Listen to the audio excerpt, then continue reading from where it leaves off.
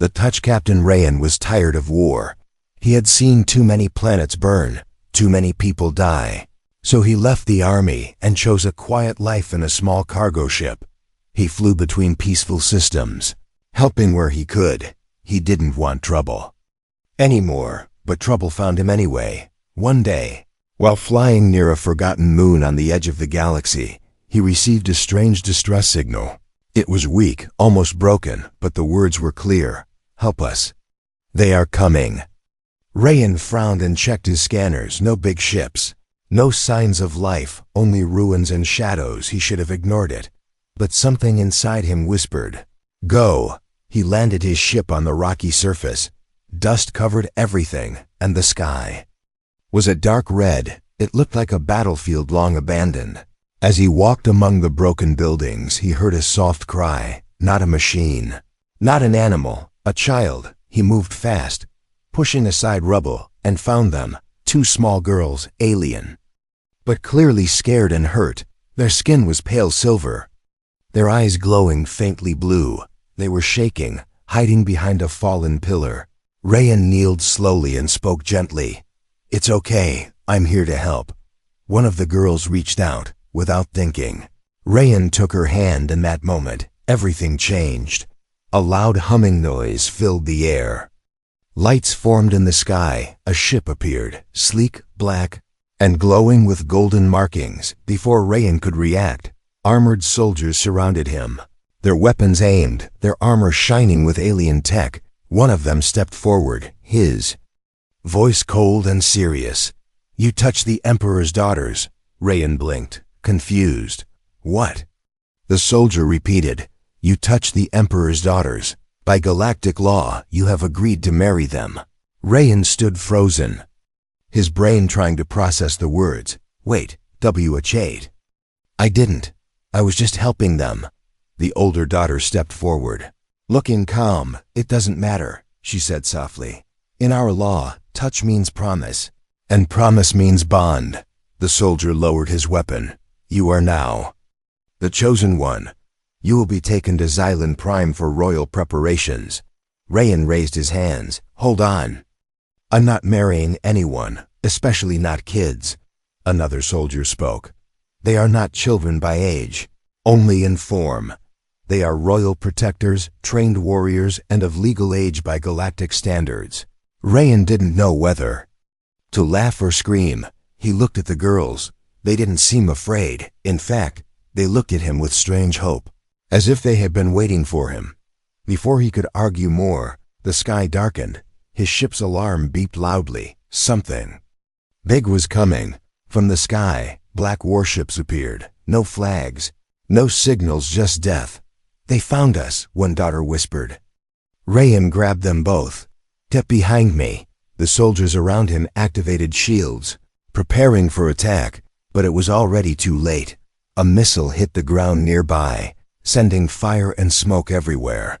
Rayan fell, pulling the girls down with him. In the chaos, he saw one of the enemy ships land. Dark figures stepped out. Bounty hunters, maybe worse. The soldier from before shouted, "Protect the bondholder. He is our future emperor." More fighting, more noise. Rayan grabbed a fallen blaster and fired back. His old skills returned instantly. Each shot was perfect, each move smooth. The daughters stayed close, fighting beside him with energy blades. Together, they pushed back the attackers. After the battle, the soldier helped Rayan up. "You have earned their protection," he said. "You have earned the right." Rayan shook his head. "I didn't sign up for this." The girl, the elder one, stepped forward and spoke. "You didn't choose us," she said, "but you touched us. And in our world, that means everything." Then she said the words that changed Rayan's life forever. "You are now heir to the throne of Xylan." Behind them, the black ships burned. Above them, the royal ship opened its gates, and far beyond the stars, 1,000 eyes turned toward the human who just became part of an empire. But not everyone was happy. Not everyone wanted peace. And someone, somewhere, whispered in the shadows, "Kill the human." Rayan stood on the royal ship's deck, staring into the stars. The universe looked calm, quiet, and peaceful from up here. But his heart wasn't. Everything had changed in one day. He saved 2 girls, held their hands, and now he was flying through space as their future husband. Not just any girls, but daughters of the most powerful alien emperor in the galaxy. He had no idea where this ship was going or what fate waited for him. And worst of all, he couldn't wake up because this wasn't a dream. This was real. A voice spoke behind him. "You should eat something, Captain." It was the elder daughter again. Her name was Lyra. She looked calm, almost royal, but her eyes studied him carefully. Rayan turned. "I'm not hungry." Lyra tilted her head. "You'll need strength for the announcement ceremony." "What ceremony?" he asked. Lyra gave a small smile. "The one where you're officially introduced as our future mate." Rayan rubbed his face. "This is insane. I didn't agree to this. I didn't ask to be part of some alien marriage law." Lyra stepped closer, her voice soft but serious. "You may not have known, but you still touched us. In our culture, that action means everything. Touch is sacred." Rayan looked away. "In my world, it just means comfort. In yours, it means lifelong responsibility." There was silence. Then Lyra spoke again, this time more carefully. "We don't force love, Captain. This isn't a trap, it's tradition." Before Rayan could reply, the doors opened. A tall, silver-skinned woman entered, dressed in glowing robes. Her eyes deep and cold. She looked like she could see through time itself. "I am High Priestess Maria," she said. "Keeper of the laws. You have triggered *** Article 9 of the Galactic Union Treaty 7A. Clause 18. Binding of touch." Rayan raised an eyebrow. "Seriously? There's a law for holding hands?" Maria did not smile. "In our world, touch creates a psychic imprint. A connection, emotional, genetic, and social. When you held their hands, your DNA registered the link. Your presence created a balance in their minds. You gave them calm in fear. And that means destiny has spoken." Rayan sighed. "Can I say no?" The priestess looked at him for a long time. "Yes," she said at last. "But," and here her voice turned sharp, "if you do, both girls must be exiled from Xylan. Dishonor will fall on them, and the throne will lose its future bloodline." Rayan's chest tightened. He didn't ask for this. But he couldn't destroy someone's life just to feel free. Lyra watched his expression change. "You're not a cruel man," she said gently. "That's why the bond chose you." The younger sister Nira entered quietly, holding a glowing orb. She smiled shyly at Rayan, then handed him the orb. It floated in his hand and showed memories. There's flashes of fear, escape, being hunted, and then him, a stranger offering safety. A human with kind eyes. Rayan slowly closed his hand around the orb. He had no idea what to do, but he knew one thing: he couldn't walk away. Later that day, the ship reached Xylan Prime. Rayan stood on the edge of the landing bay, staring at the alien world below. It was beautiful. Cities in the sky, oceans of light, and floating gardens. But his heart was heavy. A royal guard approached. "Your presence is requested in the Grand Hall." Rayan followed in silence, flanked by elite soldiers. The palace was massive, carved from glowing crystal and living stone. Creatures of light floated in the air, and everything seemed to hum with energy in the Grand Hall. The Emperor of Xylan sat on a golden throne, old, powerful, and sick. His skin was cracked like marble, and his breathing slow. He looked at Rayan with tired but sharp eyes. "You are the human," he said slowly. "The one chosen by fate." Rayan bowed slightly. "Accident, not fate," he said. The Emperor coughed, then smiled. "Perhaps both."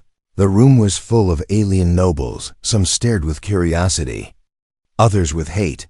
A whisper moved through the hall. "He is not one of us. He's a human, a savage. The throne must stay pure." The Emperor raised his hand and silence followed. "This man," he said, "is now part of our future. His touch has begun a bond our world cannot break. And those who challenge it, challenge the law of Xylan." A tall noble stepped forward. Then perhaps the law must change, he said coldly. The people will not accept a human ruling beside the royal daughters. The emperor stared at him. Then the people must learn to accept. Rayan felt the heat of every eye in the room. He had no army, no power, no plan, just a strange connection to two alien women and a galaxy ready to tear itself apart over it. As the meeting ended, Rayan walked through the halls. Lyra walked beside him. "You have many enemies already," she said, "but also, maybe, allies." Rayan looked out at the alien sky. He felt small, unready, but something inside him stirred. A soldier's instinct, a protector's heart. He turned to Lyra and asked, "What happens next?" She looked him in the eyes and replied, "The trial of honor." Dark clouds floated above Xylan Prime, even though this world had no real sky. They were synthetic, created by mood control systems around the palace, and right now, the mood of the Empire was uneasy. Captain Rayan stood in a black ceremonial robe, watching a giant banner drop from the sky. It showed his face, beside the daughters of the Emperor. It looked official, noble and powerful, but to Rayan, it felt like a target. A mark painted for every enemy to see, and there were many. Hiding behind smiles and shining robes, Lyra stood beside him, calm as always. Mira stayed close, quiet but watching everything. Both sisters had grown up among danger. They knew how quickly a celebration could become an execution. "Do you see them?" Lyra whispered. Rayan nodded slowly. "Yes," he replied. "The ones pretending to clap the loudest, from above." Royal musicians played music that echoed through the floating palace. Alien instruments rang with notes of peace, but down below, shadows moved. That night, Rayan could not sleep. He wandered the marble halls of the palace. Strange symbols lit up as he passed, as if the building itself was alive. The silence felt wrong, too perfect. Then he heard something, a soft tapping sound, like metal on stone. He turned quickly, hand reaching for the blaster at his side, but there was nothing. Only the statue of an old Xylan general staring at him with lifeless eyes. He stepped forward, and suddenly, shock! A blade flashed out of the darkness, aiming straight for his chest.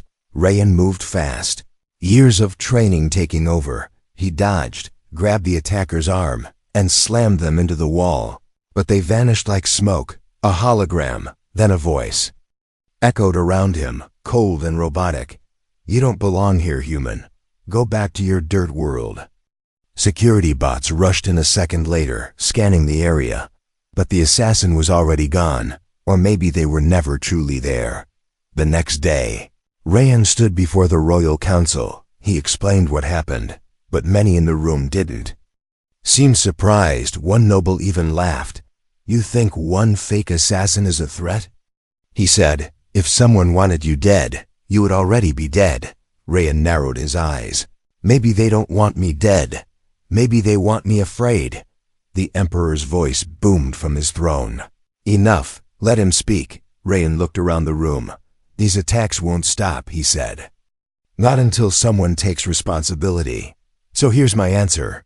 He reached into his cloak and dropped a small orb onto the council floor. The orb played a recording, the assassin's voice, crystal clear. "You don't belong here, human." Gasps filled the room. Someone in this hall had sent that message. The Emperor stared into the silence. "Then we must test his place with the trial of honor. If he passes, no one shall question him again. But if he fails, the law will release him, and the bond will break." Lyra stepped forward quickly. "Father, he's not ready. He doesn't know our ways." But Rayan raised a hand. "No," he said. "I'll do it. I won't hide."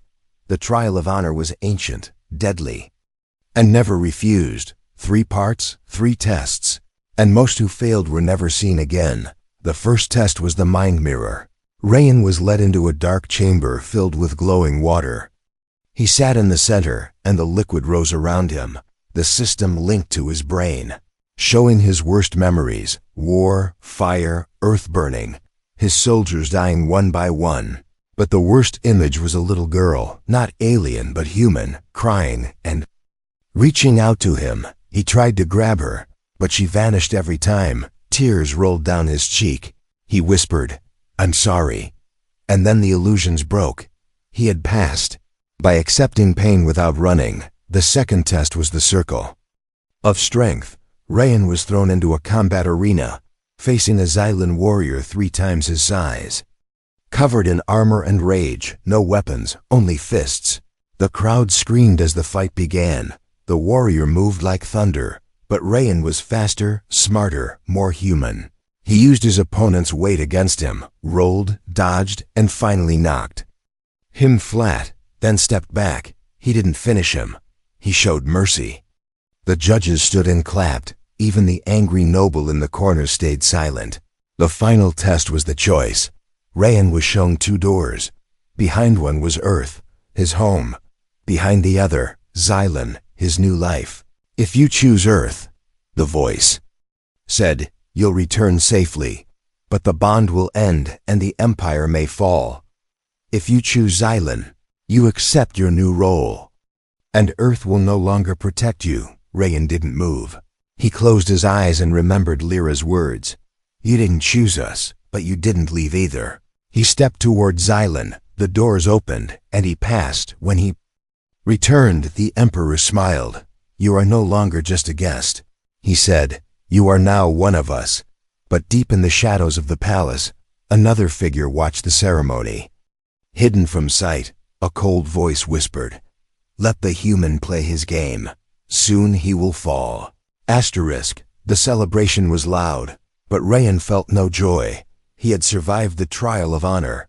He had won the respect of the people. He had stood in the center of the arena and chosen Xylan over Earth. But in his heart, he knew one thing. This was only the beginning. The Emperor was dying. The council was divided. And someone in this palace still wanted him dead. Rayan stood on the palace balcony, looking down at the glowing city of Xylan Prime. Lyra joined him, wearing her official armor, glowing with energy lines. "You did well," she said. "The people speak your name with respect now." Rayan nodded. "I don't want their cheers," he said. "I want their truth. Someone sent that assassin. Someone in the council." Lyra looked down, her voice softer. "You're right," she said. "There's a group called the Pure Hand. They believe the royal bloodline must stay untouched by outsiders. They're planning something." Rayan frowned. "Then let's smoke them out." But before Lyra could reply, a guard rushed into the chamber. "Emergency," he said, breathless. "Princess Nira has been taken." The news hit Rayan like a weapon. Nira, the younger daughter, the quiet one, was gone, taken from inside the royal city. No alarms, no fights, no trace. Rayan slammed his fist into the table. "She trusted me," he growled. "I promised to protect her." Lyra's face turned pale, but her voice stayed strong. "She's not weak," she said. "She's trained since childhood, but whoever took her, they knew the palace too well." A message arrived an hour later, not through official channels, but hacked directly into the Emperor's own throne console. A voice played, deep and distorted. "The human has passed your tests. Let's see if he can pass ours. Bring him to the wastes of Talon 9. Alone. No guards, no tech, just him. If he survives, you get the girl. If not, she dies." Silence followed. Then the Emperor spoke, his voice like thunder. "It's a trap," he said. "They want to remove you quietly." But Rayan stepped forward. "Then let them try," he said. "I'll bring her back." Talon 9 was a dead moon, once home to giant sand beasts and burning storms. Now it was just ash, ruins, and silence. Rayan landed alone. With only his old battle armor and a basic blaster, he walked through wind and fire, scanning the area. No life signs, no beacon, only shadows. Then he saw her, Nira, chained to a pillar, a faint energy field around her. She was awake but weak. Her eyes lit up when she saw him. "Rayan," she whispered, "behind you." He turned just in time. A blast hit his chest, throwing him across the rocks. Out of the mist walked 3 armored warriors, tall and fast. They wore no royal mark, only black armor and silver tattoos. You passed Xylan's trials, the leader said. Now pass ours. Rayan rose. Armor cracked but standing strong, he smiled. Let's dance then. The fight was brutal. Raw and fast, he moved like fire, dodging plasma blades, blocking shots. He used the terrain, kicked dust into eyes, used rocks as cover. One down, then two. The third was skilled, nearly cut Rayan's arm off. But Rayan dropped his weapon, baited the attacker, and used a hidden blade from his boot. Silent, sharp and final, he stood over the last body. Breathing heavy, then he ran to Nira, broke the energy field, and held her close. You're safe now, he said. I told you I'd protect you. She looked up at him with teary eyes. They wanted me to tell them something, she whispered. They said, there's a prophecy, back at the palace. The council was shocked when Rayan returned alive, carrying Nira in his arms. Even the nobles who hated him went quiet. And for the first time, the emperor looked truly proud. You faced death for my daughter, he said. You've earned something no trial could give. But Rayan's face was hard. This wasn't about a marriage or a throne. He said, this was a message. He threw down one of the silver-marked helmets. Lyra stepped forward, her eyes wide. I know that mark, she said. It belongs to the Silent Crown. The what? Rayan asked. They're a secret faction, she explained. Long ago they ruled Xylan with fear. They believed the throne should be taken, not given. And they're not just here. They've spread across the galaxy. Rayan's heart sank. How far? He asked. Lyra's face turned pale. Far enough to reach Earth. Later that night, alone in his chambers, Rayan stood looking at a star map. He placed markers on Earth. Xylan and Talon 9, a triangle of war. Then a soft knock. Nira entered, her arm bandaged, but her spirit strong. You kept your promise, she said. He nodded. I always will. She stepped forward and looked at the map. Then you need to know the truth, she said. The prophecy they wanted. It's about you. Rayan turned, eyes narrowed. What prophecy? Nira whispered. A human will rise not from royalty, not from blood, but from fire, pain, and choice. He will marry the daughters of the stars and lead a war that ends empires. Silence filled the room, and in the shadows, another secret enemy listened from afar. A cold voice spoke through a hidden cum. Begin the final phase. 3 weeks had passed since the trial of honor. 3 weeks since Captain Rayan rescued Princess Nira from Talon 9. 3 weeks since he was told he might be the man in a prophecy that could change the galaxy. But Earth had stayed silent, too silent, until now. Alarms echoed through the skyports of Xylan Prime. A large ship entered orbit. Not Xylonian, not from the Empire. It was a Terran flagship, marked with the seal of the United Earth Authority. Rayan stood on the palace balcony as it arrived. He recognized the ship, USS Vigilant, a high-level diplomatic vessel. But it wasn't just for peace talks. It was built with hidden weapons, shields, and spy tech. It was a ship sent when Earth wanted answers or control. Lyra stood beside him, arms crossed. Why now? She asked.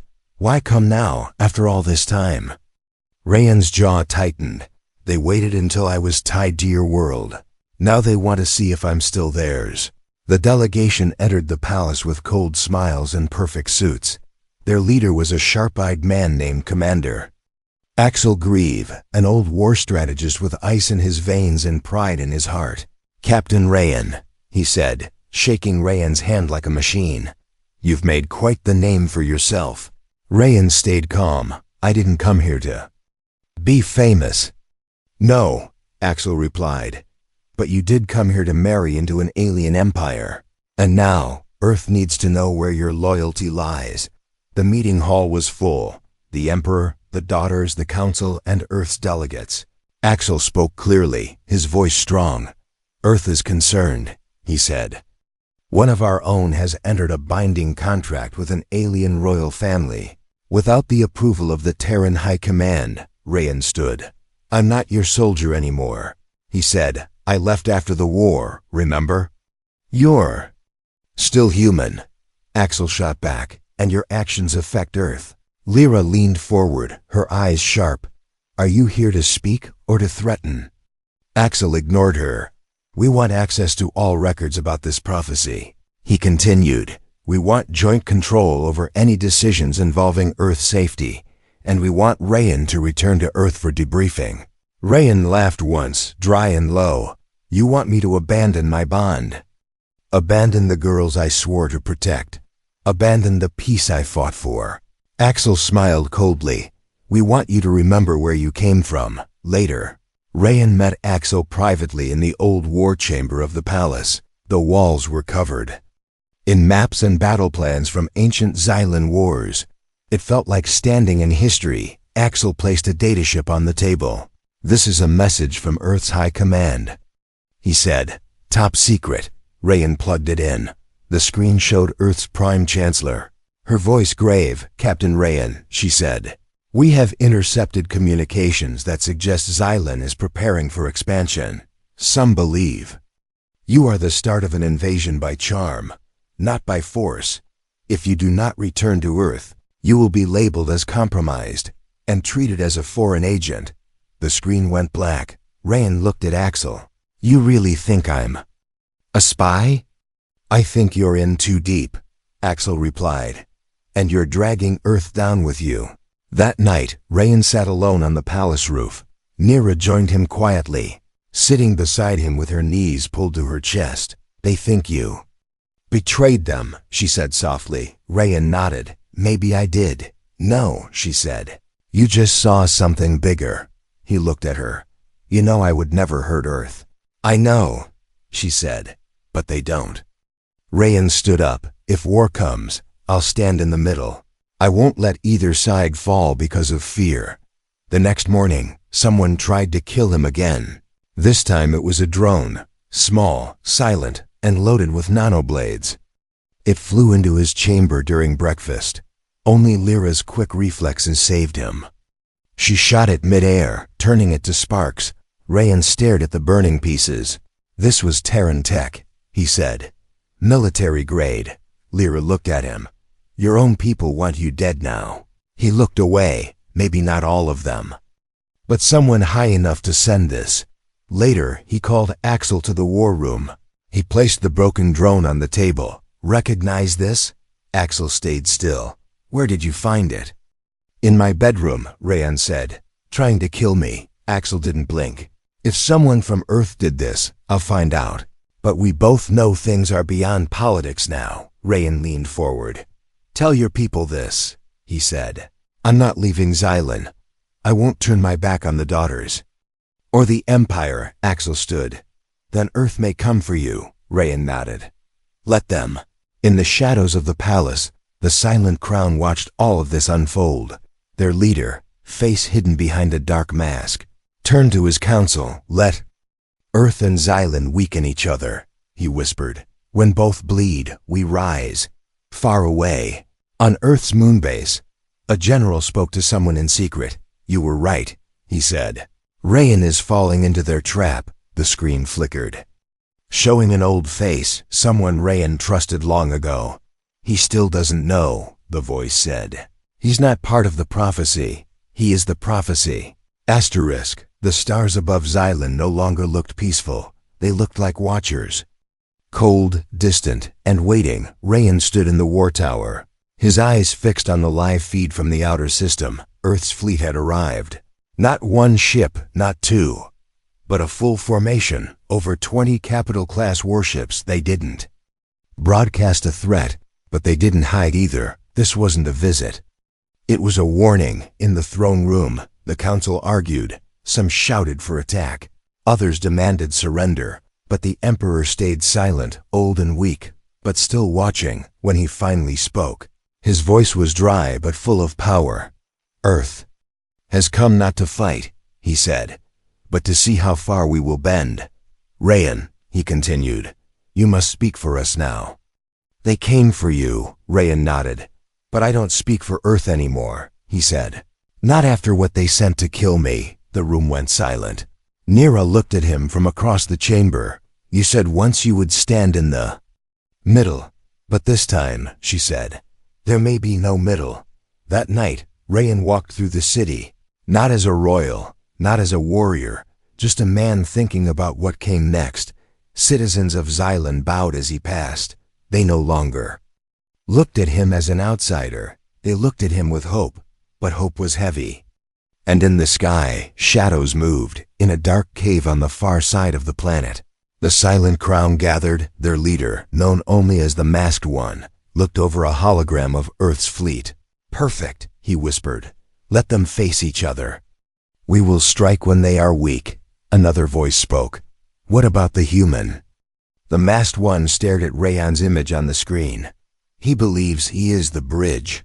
But bridges burn." The next day, Earth's ambassador demanded a closed meeting. Rayan entered the high chamber alone. There stood Commander Axel, arms behind his back. Beside him was someone new, a woman in a dark suit. "Wearing no rank, I'm Leah Harkin," she said. "Earth's new representative for Galactic security." She threw a dataship on the table. Rayan picked it up and activated the message. What he saw made his blood run cold. It was a report: fake images, twisted timelines, edited footage. It showed Rayan as a traitor. It claimed he led Xylan's military against Earthships in past missions. It showed him speaking of Galactic domination. All lies. "This is what they're showing back home," Leah said. "The media calls you the alien king. They say you've been brainwashed. They say you're building an empire to take Earth." Rayan stared at the images, then at her. "You know this is fake." "I do," she replied. "But truth doesn't win wars." Back at the palace, Lyra burst into the command chamber. "Rayan," she said, "there's more." She threw a silver disc onto the table. It played a secret message between Earth's command and a rogue Xylan general. They were planning a false flag attack, a staged incident, to make it look like Xylan fired the first shot, so Earth could respond with full force. "They want war," Rayan whispered, "and they want me in the middle of it." He walked to the Emperor's chamber. The old man lay in his crystal bed, breathing slow. Rayan kneeled beside him. "I don't know what to do," he said. "If I fight Earth, I become the enemy of my people. If I protect Earth, I betray the Empire." The Emperor opened his eyes slowly. "Then don't fight for Earth," he said.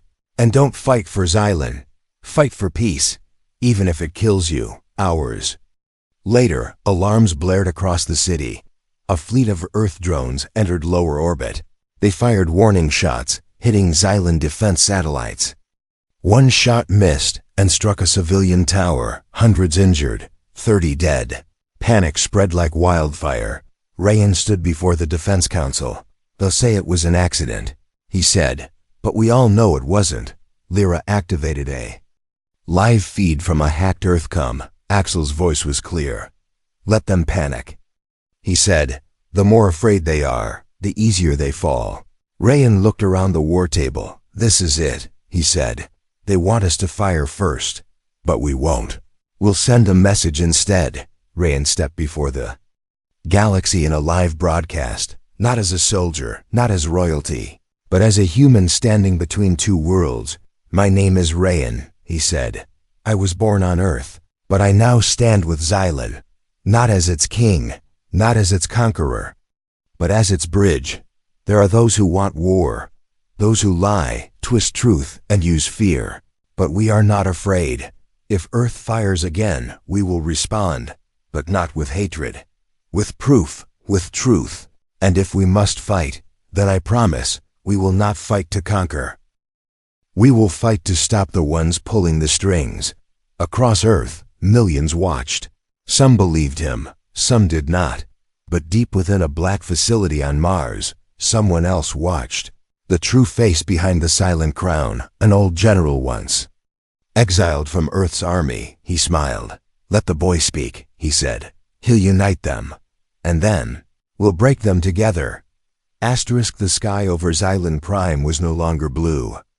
It burned gold and red as the stars above filled with warships. Earth's fleet circled in high orbit. weapons armed, systems hot on the surface. Xylan's defenses came alive, ready but waiting.